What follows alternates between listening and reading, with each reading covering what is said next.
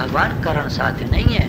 आपके करने से भगवान नहीं मिलेंगे, आपके निश्चय से भगवान मिलेंगे, क्योंकि आप वो खुद हैं। अपने स्वरूप का निश्चय करो और आप हैं ही मुक्त, कुछ नहीं करना है, आप पहले से ही वही हैं। सबसे बड़ी पॉजिटिव थिंकिंग, बोला ना अभी जिस बात चल रही थी, सबसे बड़ी पॉजिटिव थिंकिंग यही है, you are already that, you don't have to become, you are already that. अगर कुछ बनना होता तो मेहनत करनी पड़ती, और जो हम ऑलरेडी पहले से ही खुद हैं उसके लिए क्या मेहनत है। सेवा की बात है, शरीर सेवा करता है, सबको अच्छा लगता है, सेवा करने वाला सबको अच्छा लगता है। बैठा आदमी किसी को अच्छा लगता है? काम न करे, ऑफिस में काम न करे, आप गए काम करवाने, फाइल आपकी अरे साहब रखी है 20 फाइलों के नीचे, अरे भैया निकालो उसको, काम को करो, नंबर आएगा तभी तो आएगा, नंबर तो कभी नहीं आएगा। आप कहते रहिए मेरा नंबर कब आएगा, आपका नंबर आएगा ही। वो दबाए बैठा है, उसको काम करने की आदत ही, सेवा का शौक है ही नहीं उसको।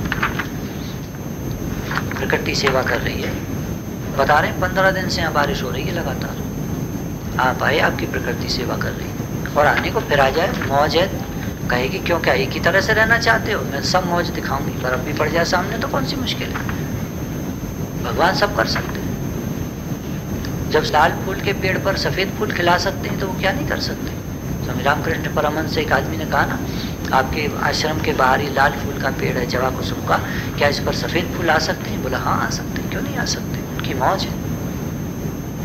और एक हफ्ते बाद ही उस पेड़ पर सफ़ेद फूल खिला हुआ था। We don't have to prove, it's already proved. निराकार है और वही है, उसी की प्रेजेंस है, he is the truth, बाकी सब माया है, बाकी सब खेल है। तमाशा तुझसे होता है, तमाशे में क्यों रोता है? गुरु कहते क्यों परेशान होते हो, क्यों चक्कर में पड़ते हो? अरे दुनिया में तो कुछ ना कुछ तमाशा हो रहा है, कहाँ तक रोओगे, कहाँ तक परेशान होगे? चलने दो, लाइफ को चलने दो, रिलैक्स। टेंशन के भी कारण आते हैं, मन में टेंशन हो जाती है, कोई बात नहीं, हो जाती है, चली जाएगी, करने वाले वो हैं ना। जब हमारे माता पिता बैठे हैं तो हमें क्या चिंता, हम मर जाएं तो चिंता हो जाएगी, और वो तो सदा रहने वाले। हमारे माता पिता कभी मरते ही नहीं, हमारे माता पिता कभी नहीं मरते। दुनिया वालों के मर जाते होंगे, हमारे कभी नहीं मरते। गुरु कहते हैं हमारा निज स्वरूप जो है वो आत्मा है, वो हमारा अपना स्वरूप है, ऑलरेडी है ही है।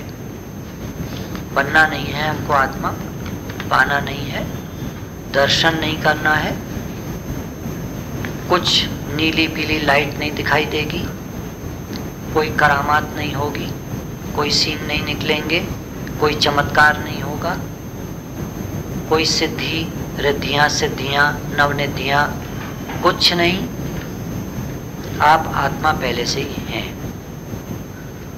एक अलग साइंस है जो कहती है ये करो तो ये मिलेगा, उल्टा लटक जाइए, जीभ कटा लीजिए, जिंदगी भर खड़े रहिए, 5 अग्नियों के बीच में तप करिए तो आपको सिद्धियां प्राप्त होंगी।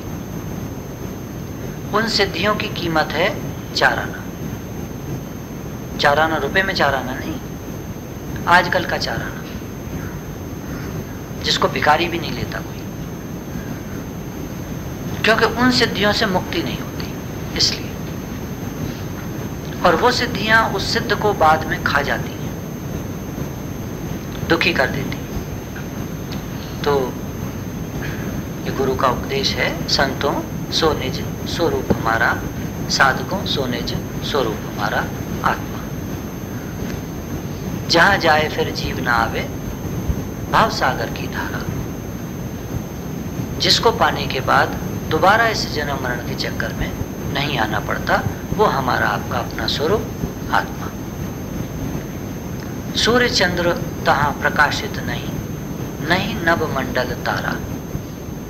दुनिया की कोई चीज वहां पर नहीं है, सूर्य चंद्र के प्रकाश की जरूरत नहीं है, आकाश तारों की कोई जरूरत नहीं है। उदय न अस्त दिवस नहीं रजनी, बिना ज्योति उजियारा। सूरज नहीं निकलता वहां, डूबता भी नहीं है, दिन रात नहीं होता वहां, रोशनी अंधेरा वहां नहीं होता।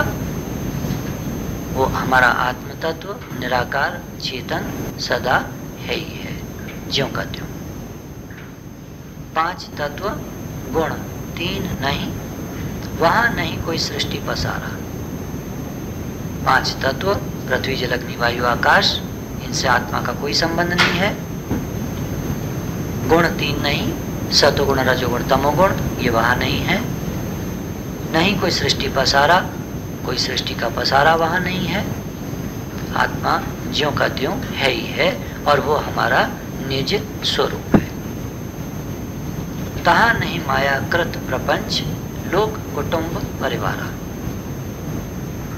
माया का प्रपंच वहां नहीं है आत्मा में।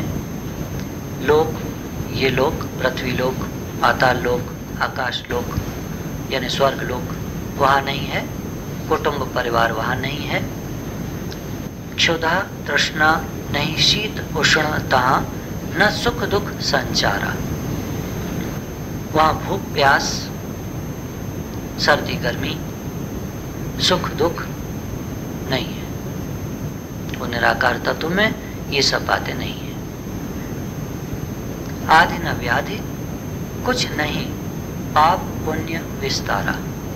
पाप पुण्य का विस्तार वहां नहीं है, पाप पुण्य नहीं है। बीमारी बुढ़ापा मौत वहां नहीं है।